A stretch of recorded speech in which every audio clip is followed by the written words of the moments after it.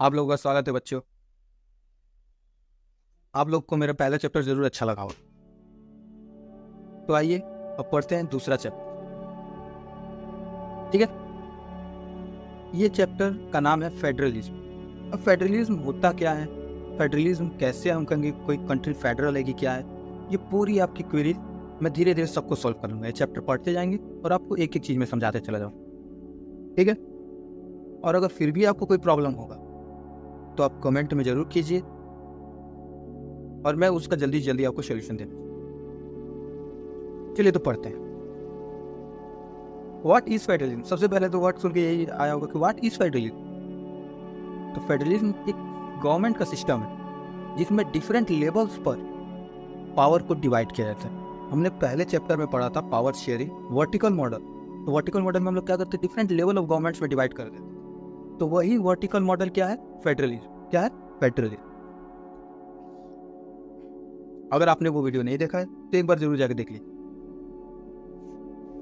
देखिए, तो system of government जिसमें कि पावर डिवाइड हो रहा है किसके किसके बीच में, सेंट्रल अथॉरिटीज और बहुत सारे उसके कंस्टिट्यूएंट यूनिट्स, मतलब स्टेट के, स्टेट आप मान सकते हैं स्टेट के बीच में, सेंट्रल और स्टेट के बीच में एक कंट्री में।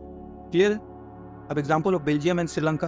क्यों फेडरलिज्म जरूरी है। फेडरलिज्म तो हम लोग समझ गए कि पावर शेयरिंग, वर्टिकल मॉडल में पावर शेयरिंग करना है, लेकिन क्यों क्यों करना है पावर शेयरिंग, फेडरलिज्म क्यों चाहिए। ठीक है, क्योंकि बेल्जियम और श्रीलंका में हम लोगों ने देखा, बेल्जियम में किया उन लोगों ने पावर शेयरिंग तो उन लोग कैसे प्रॉस्पेरिटी की तरफ बढ़े, और श्रीलंका नहीं किया तो वो कैसे डिजास्टर की तरफ बढ़े। ठीक है, अब ठीक है, फेडरलिज्म भी क्यों करना चाहिए ये भी पता चल गया। तो क्या इसके भी अलग अलग टाइप होते हैं क्या। हाँ, तो होते हैं। टाइप ऑफ फेडरलिज्म, यहाँ मैंने लिखा हिस्टोरिकल कॉन्टेक्स्ट। कौन सा कंट्री किस तरह का फेडरलिज्म यूज करेगा वो उसके हिस्ट्री पर डिपेंड करता है कि उसका हिस्ट्री कैसा रहा है। ठीक है, जैसे मैं अब एग्जांपल दूंगा, आप लोग क्लियरली समझ। हिस्ट्री में मतलब ये नहीं कि हिस्ट्री हिस्टोरिकली वो कैसे उसमें सिविलाइजेशन हुए, वो नहीं, कैसे वो जुड़ा है एक साथ। चलिए, पहला है कमिंग टुगेदर। कमिंग टुगेदर सुन के ही आपको लगता होगा कि एक साथ आना।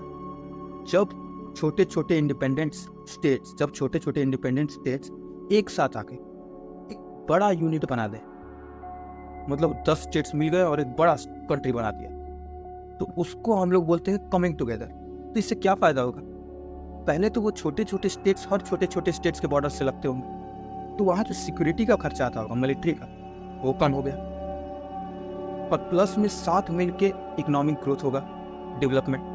तो इसीलिए आज के ज़माना में अगर हम देखेंगे तो सबसे डेवलप्ड कंट्री किसको माना जाता है, यूएसए। यूएसए इसी टाइप का एग्जांपल है। उसमें बहुत सारे छोटे छोटे स्टेट्स आपस में आके मिल गए और एक बड़ा कंट्री बना लिया, जिसे हम आज अमेरिका से जानते हैं। कमिंग टुगेदर में आपने देख लिया। अब एक होता है होल्डिंग टुगेदर। अब ये होल्डिंग टुगेदर क्या होता है, होल्डिंग मतलब किस चीज़ को पकड़ के रखना। तो होल्डिंग टुगेदर का मतलब होता है एक बड़ा कंट्री है, वो पूरी तरह से उसको रूल नहीं कर पा रहा या गवर्न नहीं कर, तो क्या करता है उसमें छोटे छोटे डिवीज़न कर देता है, लेकिन वो कंट्री का हिस्सा ही रहेंगे, बस उसमें छोटा छोटा डिवीज़न करके और वहाँ गवर्नमेंट बना देता है। तो इसको हम लोग होल्डिंग टुगेदर कहते हैं। जब लार्ज कंट्री जिससे एडमिनिस्ट्रेशन नहीं हो पा रहा है वो करता है। ठीक है, large country divides it's power between state और बेटर एडमिनिस्ट्रेशन एंड गवर्नेंस। तो इसमें क्योंकि सेंट्रल, पहले तो सेंट्रल ही होगा ना कुछ, तब ना वो स्टेट को पावर कुछ दे रहा होगा, तो इसमें सेंट्रल गवर्नमेंट पावरफुल होता है स्टेट गवर्नमेंट से। ठीक है, और कुछ स्टेट्स को अनइक्वल पावर भी मिलता है। जैसे आप इंडिया कंडीशन में देख लें, जम्मू कश्मीर है, तो जम्मू कश्मीर का कुछ दिन तक 370 आर्टिकल हटने से पहले उसका अपना कॉन्स्टिट्यूशन था, वहाँ पर अलग रूल चलता था। ये ट्राइबल स्टेट से बहुत सारे नॉर्थ ईस्टर्न टाइप, तो वहाँ पर भी उनको बहुत सारे कंसेशन दिए गए हैं। तो ये होल्डिंग टुगेदर में एरिया के हिसाब से उन्हें कंसेशन दिया जाता है, जिसको ज़्यादा डेवलपमेंट की जरूरत है उसको ज़्यादा नज़र में रखते हुए ज़्यादा कंसेशन दिया जाता है।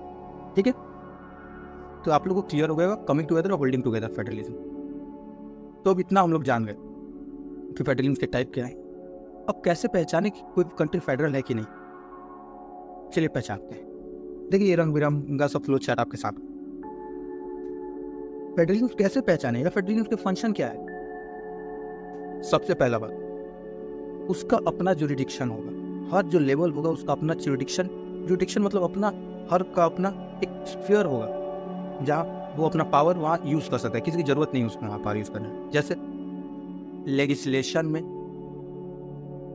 टैक्सेशन में, एडमिनिस्ट्रेशन में, लेजिस्लेशन में जैसे लॉ बनाने में, टैक्सेशन में टैक्स कलेक्ट करने के लिए, एडमिनिस्ट्रेशन में प्लानिंग के लिए, प्लानिंग करके इम्प्लीमेंट करने के लिए कोई, तो उसमें उसको कुछ ना कुछ एक्सक्लूसिव पावर मिला गया जिसमें उसको किसी और की जरूरत नहीं। पहला फंक्शन होगा कॉन्स्टिट्यूशनली गारंटेड होगा, वो जो पावर होगा वो क्या होगा, वो कॉन्स्टिट्यूशनली गारंटेड होगा। क्या होगा? कॉन्स्टिट्यूशनली गारंटेड होगा। अगर पावर ऐसे ही डिवाइड कर दिया जाए और कहा जाए ये तुम्हारा पावर है ये मेरा पावर, तो झगड़ा हो जाएगा कभी। कहीं ना कहीं तो इसको लिखा होना चाहिए, तो कॉन्स्टिट्यूशन उसको गारंटी देता है कि नहीं ये तुम्हारा पावर कभी नहीं जा पाएगा। 2 या उससे ज़्यादा लेवल होना चाहिए। इंडिया में 2 लेवल था, अब 3 लेवल हो गया। वो तीसरे लेवल के बारे में भी पढ़े, ठीक है? एक सेंटर, एक स्टेट और एक पंचायती राज, लोकल बॉडीज या फिर म्यूनसिपैलिटी, ठीक है? Division of power can't be unilaterally change. जो डिवीजन ऑफ पावर है दोनों या तीनों लेवल जो है उसकी मंजूरी चाहिए तभी चेंज हो सकता है, ठीक है? कोई किसी एक को अगर दे दिया जाए पावर कि तुम अकेले चेंज कर लो, तो फिर बनाने का फायदा ही क्या? डिफरेंट लेवल, वो तो जब मन तक उसको हटा सकता है सेंट्रल गवर्नमेंट, क्योंकि सेंट्रल गवर्नमेंट ज़्यादातर पावरफुल ही होता है, ठीक है? इंटरप्रिटेशन जो होगा कॉन्स्टिट्यूशन में जो लिखा हुआ है उसको हर लेवल के गवर्नमेंट का पावर का जो इंटरप्रिटेशन होगा वो कोर्ट करे। और इंडिया में सबसे बड़ा कोर्ट कौन है? Supreme court. तो ये पावर सुप्रीम कोर्ट को भी थी है। सुप्रीम कोर्ट फाइनल ये डिसाइड करेगा किसको क्या पावर दिया गया अगर दोनों के बीच में झगड़ा होता है, ठीक है? और फाइनेंशियल ऑटोनॉमी, अगर पैसा ही ना दिया जाए स्टेट को तो फिर डिफरेंट लेवल बनाने से फायदा क्या? पैसा दिए वो बार बार सेंटर के पास जाते रहे तो ये अच्छा नहीं है। वो सेंटर उसको जैसे मन तैसे कंट्रोल करेगा। इसलिए फाइनेंशियल ऑटोनॉमी, तो हम लोगों ने देखा फाइनेंशियल ऑटोनॉमी कैसे दिया गया? टैक्सेशन से। कैसे दिया? टैक्सेशन से। तो ये फेडरलिज्म से हमें 2 ऑब्जेक्टिव हमारा मिलता है हमको। क्या क्या? पहले तो यूनिटी प्रमोट होता है, क्योंकि अगर हम उनको उनके टर्म्स पर जीने देंगे, उनके टर्म्स के हिसाब से उन्हें रहने देंगे, तो वो कंट्री में ज़्यादा अच्छा से डेवलपमेंट कर पाएंगे। अगर हम मेजोरिटेरियनिज्म जैसे श्रीलंका में हो रहा है वैसा करने लगेंगे तो फिर वो डेवलपमेंट कहाँ, वो तो विनाश का रास्ता है। तो यूनिटी प्रमोट करता है, ट्रस्ट प्रमोट करता है, ठीक है? जैसे बेल्जियम में हम लोगों ने, उन लोगों ने भी क्या किया था? डिफरेंट लेवल में बांट दिया था, स्टेट गवर्नमेंट को ज़्यादा ऑटोनॉमी दे दिया था। और एकोमोडेट करता है रीजनल डाइवर्सिटी को, जो बहुत सारे डाइवर्सिटीज है, अलग अलग language, religion, caste, ethnic, tribes, उनको वो बांटता है, ठीक है? उनको वो एक साथ एकोमोडेट करता है, ठीक है? तो ये आप लोगों ने देख लिया कि फेडरल कंट्री अगर कोई है तो उसमें ये फंक्शंस होने चाहिए, ठीक है? चलिए अब बात करते हैं इंडिया की। क्या इंडिया एक फेडरल कंट्री है? अगर अभी तक आप लोगों ने लेक्चर ध्यान से सुना हो तो मैंने बहुत बार एग्जांपल दिया, स्टेट, सेंटर और भी इंडिया का बहुत सारा, तो आप लोग को एकदम क्लियर हो गया होगा कि इंडिया एक फेडरल कंट्री है। लेकिन सिर्फ यही सब जानने से तो नहीं हो जाएगा, कुछ पॉइंट्स भी तो चाहिए हम लोग को कि बताने के लिए कि हाँ इंडिया फेडरल कंट्री है। पहले जानते हैं कि इंडिया का जो फेडरलिज्म है किस तरह से मोल्ड हुआ है। जैसे मैंने बताया था हिस्टोरिकल कॉन्टेक्स्ट पे फेडरलिज्म डिपेंड करता है कि कैसा उसका हिस्ट्री रहा। इंडिया का जो फेडरलिज्म है वो किन किन फैक्टर्स पर डिपेंड। पहला इंडिया में डाइवर्सिटी बहुत ज़्यादा है, लैंग्वेज का, रिलीजन का और रीजन्स का, अलग अलग रीजन्स का। कहीं बहुत ज़्यादा गर्मी पड़ती है तो कहीं बहुत ज़्यादा ठंडा पड़ता है, कहीं पूरा घना जंगल है तो कहीं पूरा सूखा है, कहीं पहाड़ है तो कहीं समुद्र है। तो ये रीजन भी चेंज, और पार्टीशन हुआ था जो इंडिया का पाकिस्तान के साथ, उसके चलते हम लोग का फेडरलिज्म इवॉल्व किया। तो एक क्वेश्चन लिखा हुआ है यहाँ पर, how can you tell that India is a federal country? तो आपको कुछ नहीं करना है, बस सिंपली वो जो आप लोगों ने फेडरलिज्म का फंक्शन पढ़ा है या फिर एक फेडरल कंट्री में वो सब होना चाहिए, उन सबको लाइन से लिख देना है, क्योंकि इंडिया में वो सब है और वो सब जिसमें है वो फेडरल कंट्री है, ठीक है। अब फीचर ऑफ इंडियन फेडरलिज्म, अब इंडियन फेडरलिज्म, अब हर कंट्री का फेडरलिज्म में कुछ ना कुछ उसका अलग होता है, तो इंडिया में क्या अलग है? सबसे पहले आप ये बात ध्यान दें कि ये होल्डिंग टुगेदर फेडरलिज्म है। कौन है? Holding together federalism, coming together नहीं, होल्डिंग टुगेदर। तो ये खुद से डिवाइड किया है, स्टेट्स को दिया है पावर, ना कि स्टेट्स आगे जुड़े हैं, ठीक है। तो इसमें क्लियरली होता है कि सेंटर ताकतवर होगा, क्योंकि सेंटर अपना पावर दे रहा है, वो खुद से ज़्यादा पावर क्यों देगा किसी को, वही पावरफुल रहेगा। तो सेंट्रल गवर्नमेंट स्टेट गवर्नमेंट से पावरफुल होता है। कुछ स्टेट्स के पास स्पेशल पावर होती है, मैंने उसी समय बताया था होल्डिंग टुगेदर में, जम्मू कश्मीर का एग्जांपल दिया था, नॉर्थ ईस्टर्न स्टेट्स का एग्जांपल दिया था। हमारे कंट्री में सिर्फ स्टेट और सेंटर ही नहीं है, यूनियन टेरिटरीज भी है जो कि पूरे कंट्रोल में है सेंटर, जैसे लक्षद्वीप, दादर नागर हवेली, अंडमान एंड निकोबार, ठीक है। Basic structure of the constitution, ये basic structure of the constitution का मतलब होता है कॉन्स्टिट्यूशन का वो पार्ट, अगर सुप्रीम कोर्ट का ये प्रिंसिपल है, अगर सुप्रीम कोर्ट ने मान लिया कोई चीज़ बेसिक स्ट्रक्चर है कॉन्स्टिट्यूशन का, तो उसे आप किसी भी तरह से हटा नहीं सकते, चाहे कुछ भी हो जाए। तो फेडरलिज्म क्या है? बेसिक स्ट्रक्चर ऑफ कॉन्स्टिट्यूशन है। और मैंने पहले ही बताया कि होल्डिंग टुगेदर फेडरलिज्म, तो इसका पूरा फंक्शन इंडिया में रहेगा, ठीक है। तो चलिए देखते हैं, इंडिया में सेंटर और स्टेट के बीच में मुख्यतः पावर डिवाइडेड है। तो सेंट्रल गवर्नमेंट किस किस चीज़ पर लॉ बना सकती है या किस किस चीज़ पर लॉ, टैक्स, एडमिनिस्ट्रेशन कर सकती है, तो वो है यूनियन लिस्ट। स्टेट गवर्नमेंट किस किस चीज़ पर कर सकती है, तो वो है स्टेट लिस्ट। और दोनों किस चीज़ पर कर सकते हैं, मतलब दोनों के पास पावर है कि उस चीज़ पर दोनों बना है, कंकरेंट लिस्ट। तो आप देख रहे हैं कि यूनियन लिस्ट में जो चीज़ पूरे कंट्री में यूनिफॉर्म रहनी चाहिए, अगर वो यूनिफॉर्म नहीं रहेगा तो कंट्री में बहुत ज़्यादा प्रॉब्लम हो जाएगी। जैसे बैंकिंग यहाँ पर लिखा हुआ, अगर मान लीजिए हर स्टेट में अलग अलग तरह का पैसा चले तो क्या होगा? करेंसी, बैंकिंग,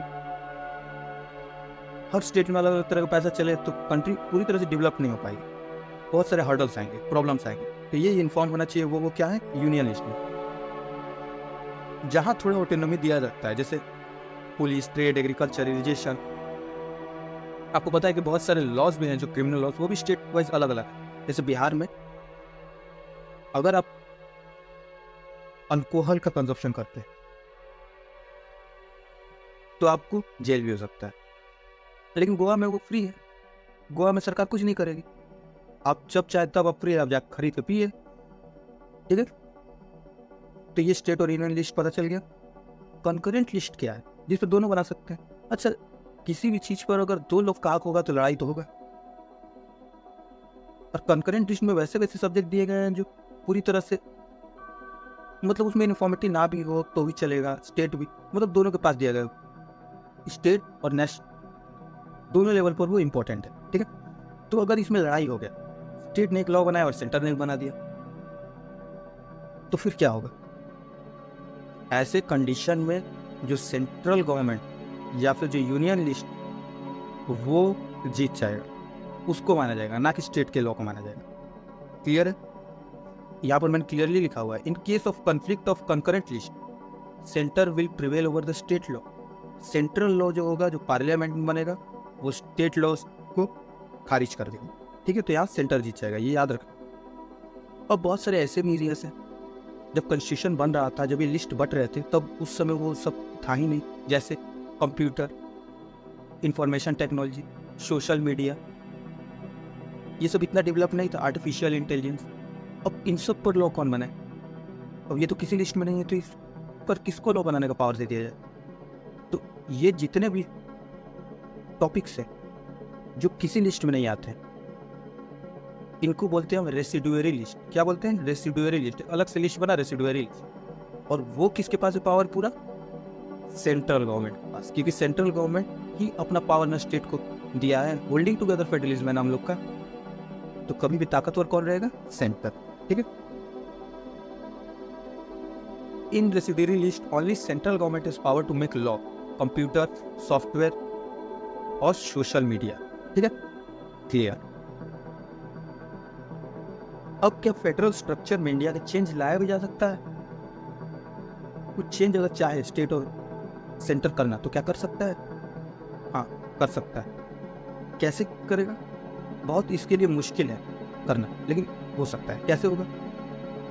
पार्लियामेंट के दोनों हाउस से, राज्यसभा और लोकसभा दोनों से 2/3 मेजोरिटी से वो बिल पास होना चाहिए।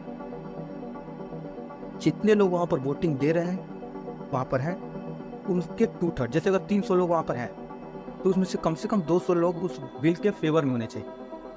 तो ये तो मान लीजिए हो गया। फिर इसके बाद और भी कुछ करना है, फिर हर स्टेट से उसको लेके जाना है, और जब तक पूरे कंट्री के जितने स्टेट्स हैं उनमें से हाफ स्टेट, आधे स्टेट्स, जब तक उस बिल को अपने लेजिस्लेटिव असेंबली से, मतलब अपने विधानसभा से नहीं पास करेंगे सिंपल मेजोरिटी से, मतलब बस जितना है उसमें एक जैसे 100 है तो उसमें से अगर 51 ने वोट दे दिया तो हाँ, उसमें 2/3 मेजोरिटी का जरूरत नहीं, तब जाके वो बिल पास होगा। देख रहे हो कितना हार्ड है जीएसटी को लागू करने के लिए, क्योंकि वो टैक्सेशन को चेंज कर रहा था, टैक्सेशन सिस्टम को दोनों लेवल के बीच में चेंज कर रहा था। जीएसटी को लागू करने के लिए यही तरीका अपनाया गया था। ठीक है, तो हम लोगों ने देखा कि कैसे फेडरलिज्म को हम लोग डिफाइन करेंगे, कैसे उसका डिवीज़न है, 2 टाइप के फेडरलिज्म है। फिर उसके बाद हम लोगों ने देखा कि फेडरलिज्म के फंक्शन क्या क्या है। फिर इंडिया के फेडरलिज्म को हम लोगों ने एनालाइज किया कि इंडियन फेडरलिज्म क्या है और उसमें क्या क्या खासियत है। फिर इंडियन फेडरलिज्म को हम लोग चेंज कर सकते हैं कि नहीं कर सकते हैं उसके किसी पार्ट को, तो वो भी देखा। और जीएसटी का एग्जाम्पल हम लोगों ने देखा। लेकिन अब जो चीज़ थ्योरी में लिखी हुई हो जरूरी थोड़ी है कि वैसा ही होगा। आप अगर 2 किताब पॉलिटिक्स की पढ़ लें तो क्या आप इलेक्शन लड़ने लायक थोड़ी हो जाएंगे? उसके लिए तो आपको जाके इलेक्शन ग्राउंड पर देखना पड़ेगा कि कैसे कास्ट का समीकरण बैठ रहा है, कैसे रिलीजन का बैठ रहा है, कैसे कैसे वोटर सेंस, बाकी बहुत चीज़ रीड करने पड़ती है। तो ऐसे ही फेडरलिज्म अभी आप लोगों ने सिर्फ पढ़ा, लेकिन इंडिया में प्रैक्टिस कैसे होता है फेडरलिज्म, उसमें झगड़ा लड़ाई भी होता होगा फेडरलिज्म में, नेशन सेंटर और स्टेट के बीच में। तो ये सब अब हम लोग देखेंगे कि आखिर प्रैक्टिस कैसे होता है। इंडिया में फेडरलिज्म को अगर हम लोग देखा जाए तो एक सक्सेस माना जाता है। ठीक है, और ये क्यों? क्योंकि हम लोग के कंट्री में डेमोक्रेटिक पॉलिटिक्स है, और डेमोक्रेटिक पॉलिटिक्स का काम क्या है? Respecting diversity. क्या काम है? हम लोग डाइवर्सिटी को रिस्पेक्ट करते हैं। बेल्जियम ने डाइवर्सिटी को रिस्पेक्ट किया, तो वहाँ का आप लोगों को एग्जाम्पल पता है कि वो कितना अच्छा कंट्री बन गया। तो हम लोग का सबसे बड़ा खासियत ये है कि हम लोग एक दूसरे के डाइवर्सिटी को रिस्पेक्ट करते हैं। तो इसमें 3 मेजर पॉइंट्स हैं, एक लिंग्विस्टिक स्टेट्स, एक लैंग्वेज पॉलिसी और एक सेंटर स्टेट रिलेशन। तीनों को बारी बारी से पढ़ लेते हैं, फिर ये फेडरलिज्म खत्म हो जाएगा। फिर इसके बाद एक टॉपिक है, उसे हम बाद में पढ़ेंगे, पहले इसे हम पढ़ लेते हैं। देखिए, लिंग्विस्टिक स्टेट्स, इंडिया के जो स्टेट है वो लैंग्वेज के बेसिस पर डिवाइडेड है। अगर उनका डिवीजन लैंग्वेज के बेसिस पर नहीं होता, और मैंने पहले ही बताया कि लैंग्वेज के बेसिस पर का मतलब ये मत समझिए कि सिर्फ लैंग्वेज अलग अलग, उनका पूरा कल्चर ही अलग है। ठीक है, तो इंडिया के स्टेट्स लैंग्वेज के बेसिस पर डिवाइड हुए हैं। पार्टीशन के बाद कंट्री का डिवीजन, वो भी स्टेट्स का लैंग्वेज बेसिस पर, बहुत बड़ा चुनौती था। क्योंकि अगर पार्टीशन हुआ उसी के इफेक्ट से और बाकी सब स्टेट और पार्टीशन का मांग करने लगते तो फिर सोचो इंडिया का क्या होता। इसीलिए हम लोगों ने क्या किया, सबके लैंग्वेज को माना और सबको लैंग्वेज का जो जो स्टेट था उसको वो स्टेट दे दिया। इससे क्या हुआ, हमारे कंट्री की यूनिटी बढ़ी। सब लैंग्वेज वाले लोग एक स्टेट में रहकर और अपने हिसाब से जी रहे हैं, कोई सेंटर उन पर अधिकार नहीं जमा रहा है। स्टेट को ऑटोनॉमी दिया हुआ है कि आप अपना कल्चर बचाइए। ठीक है, इससे हम लोग का क्या हुआ, यूनिटी और बढ़ा। हमारे जो प्राइम मिनिस्टर थे, first prime minister Jawaharlal Nehru और सरदार वल्लभ भाई पटेल, उन लोगों को लगा था कि इससे यूनिटी जो कंट्री का है वो बहुत उस पर इम्पैक्ट पड़ेगा और पूरा कंट्री बिखर जाएगा। लेकिन ऐसा नहीं हुआ और इससे हम लोग को स्ट्रेंथ मिला है। ठीक है, क्योंकि हम लोगों ने क्या किया, रिस्पेक्ट किया डाइवर्सिटी। बहुत सारे पुराने स्टेट के बाउंड्री अब कट के या फिर अलग हो गए हैं और मिट गए हैं। और formation of linguistic states has United the country and made administration easier. ठीक है, तो लिंग्विस्टिक स्टेट आप लोगों ने समझा कि फेडरलिज्म कैसे लिंग्विस्टिक लेवल पर प्रैक्टिस हो रहा है, कि हम लोग का जो फेडरल स्ट्रक्चर का न्यू है वो कौन रखा है, पहले लैंग्वेज के बेसिस पर रखा गया। ठीक है, अब लैंग्वेज पॉलिसी ही आ जाए। आपने स्टेट बांट दिया, आपने सब कुछ कर दिया, उनको उनका कल्चरल ऑटोनॉमी दे दी।